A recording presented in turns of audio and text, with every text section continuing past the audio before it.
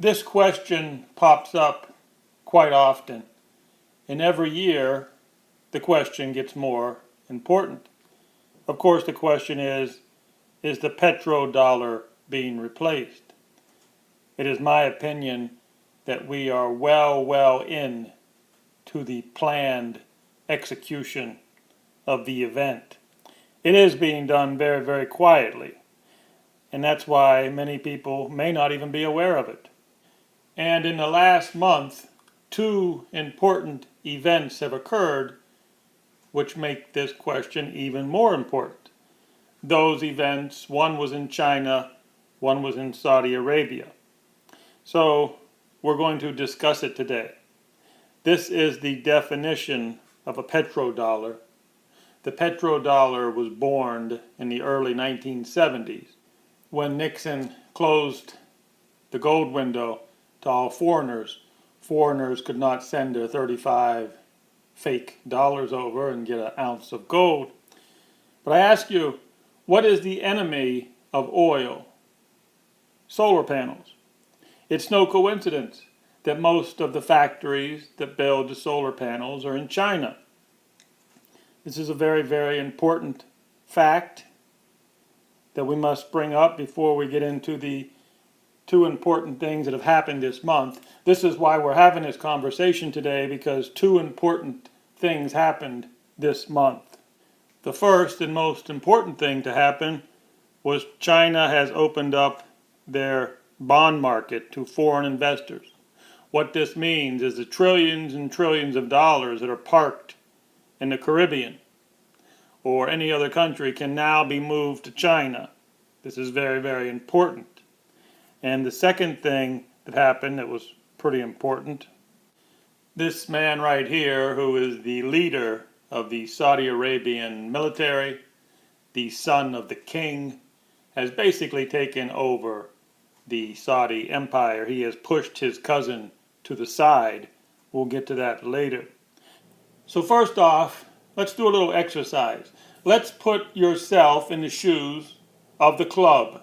The club, let's pretend that you were in the club that wanted to replace the petrodollar. Yes, there is a club out there. We'll call them international bankers or whatever. They have trillions and trillions of treasury bonds parked in the Caribbean island, and they're ready to move them to Asia.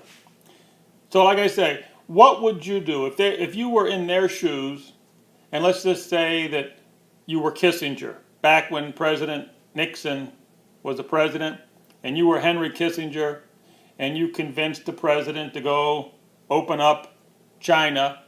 That's when it all began, didn't it?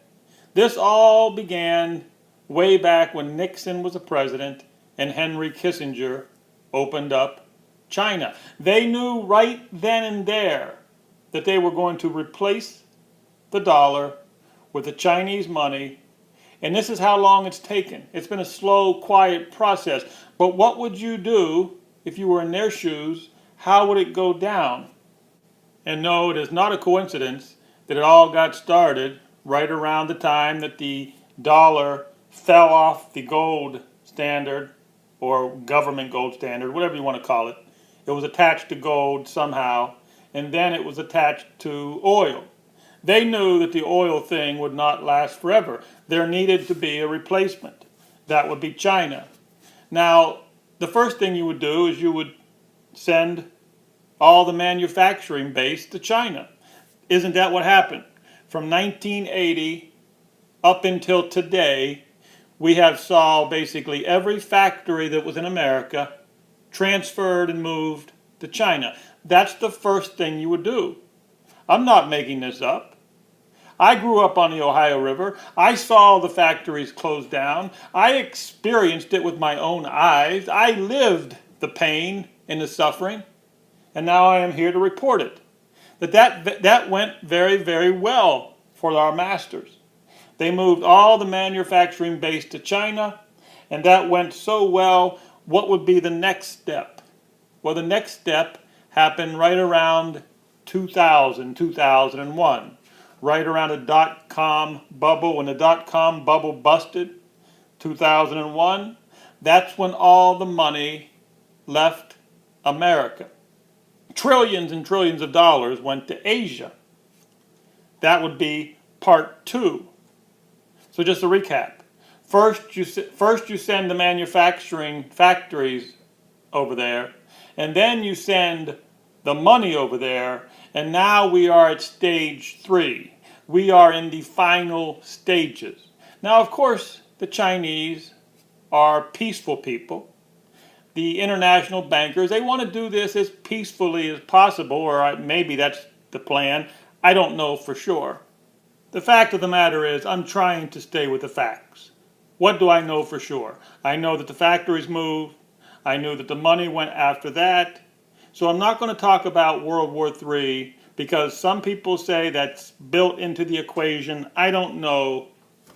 And we're not going to talk about that part of the game. Yes, it's possible that war is tied into the equation.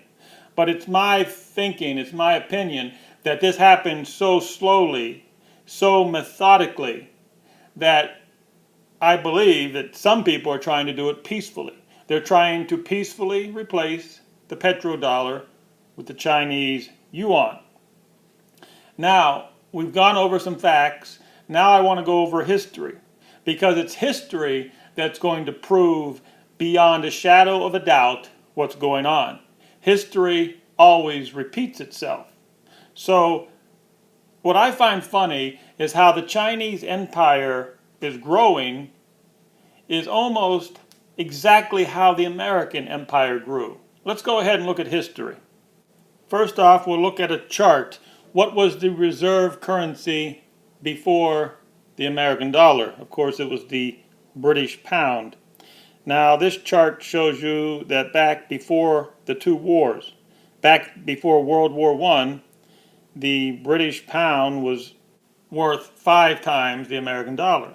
It took $5 to get a British pound. So, but what happened there after the war? You had World War I, and then you had World War II, and Britain was basically done because what happened? After both wars, there were no factories in Europe. Guess where all the factories were? You guessed it. All the factories were still in America because we didn't have the war front in America. Nobody was attacking our factories during World War I, World War II. That was all in Europe.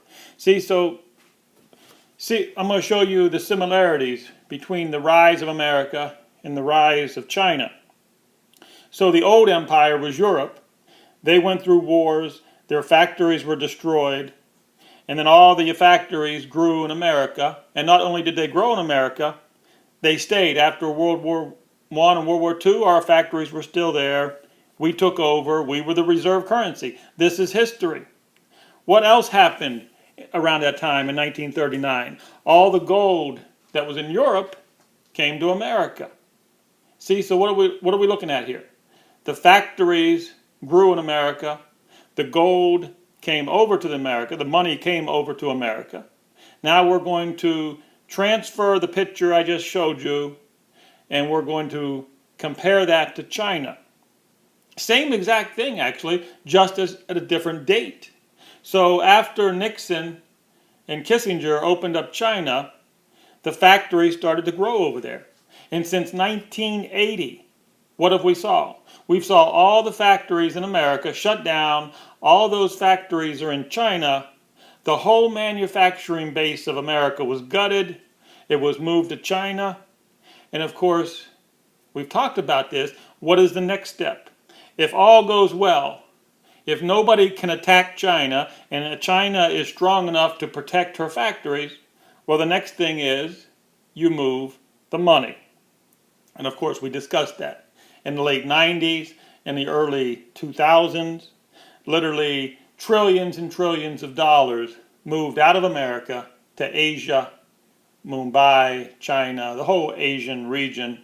And of course, what has China been doing ever since their factories have been up and running? They have been buying as much gold as they can.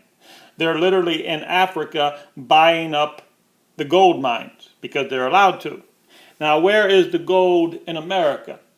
There's still lots of gold in the Nevada desert. I repeat, there is still a lot of gold out in Nevada. Now, it would look bad if we were sending that gold to China.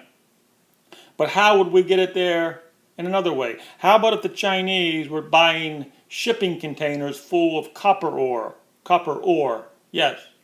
Every bit of copper ore in Nevada is basically shipped to China in a shipping container. What you may not realize, that in that copper ore is gold and silver. This is a dirty little secret that they don't want you to know. This is all plays into replacing the petrodollar. Yes, this is alarming news. If Americans actually knew all this, what would they do? They would probably be going out there and buying themselves some silver eagles and finding a safe place to put it. One thing I will say, imagine all that copper ore that's being transferred to China from Nevada. Just think if one of these shipping containers were to go down in the sea. All it is copper ore. But literally a fortune in gold would be at the bottom of the sea, but it would look like copper ore. See, it has to go to China. When the copper ore goes to China, that's where they break it down and find the gold and silver. So that's about all I have today. We'll have a little recap before we get to Saudi Arabia. We got to go back to Kissinger. Do you think Henry Kissinger represented the American people? No. Henry Kissinger was representing international bankers. Henry Kissinger knew that by opening up China and sending all the factories over there, that the Ohio River and our manufacturing base would be gutted. It's exactly what happened. I'm trying to tell you that the international bankers had this planned out. It has moved flawlessly in perfection. They have perfected it. They have a plan. America will be replaced. Now, what the exact map is going to look like of their empire, I don't know. Now, there's sort of a monkey wrench in it. This is my own opinion. I believe that the international bankers are playing with China, and I believe that China is playing with them. There's a possibility that this could all backfire on the international bankers. That will be up to China. Now we'll go to a story that is connected. Remember, we're dealing with the petrodollar. It has to do with Saudi Arabia has to sell their oil in dollars. Now the man on the left is replacing the man on the right. That's his cousin. The man on the left there is the son of the ruling king in Saudi Arabia. The ruling king is like 81 years old. He's getting old. And then we have this young man, and just this month, he's basically put his cousin on house arrest in his castle. Now, they want you to believe, the CIA wants you to believe that they're upset with this.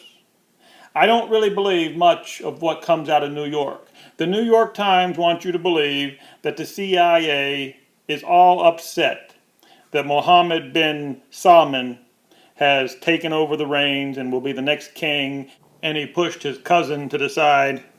I don't totally believe this. I believe everything is going as planned, as per the international bankers, per the Zion Empire. So this is the man. His name is Mohammed bin Salman, and he is a young man. I believe he's in his 30s. He's the leader of the military. He's the man responsible for going into Yemen, and I don't know much about him. All I can tell you is I believe that if he's been pushed up there, that our masters are extremely happy. I don't think America will be.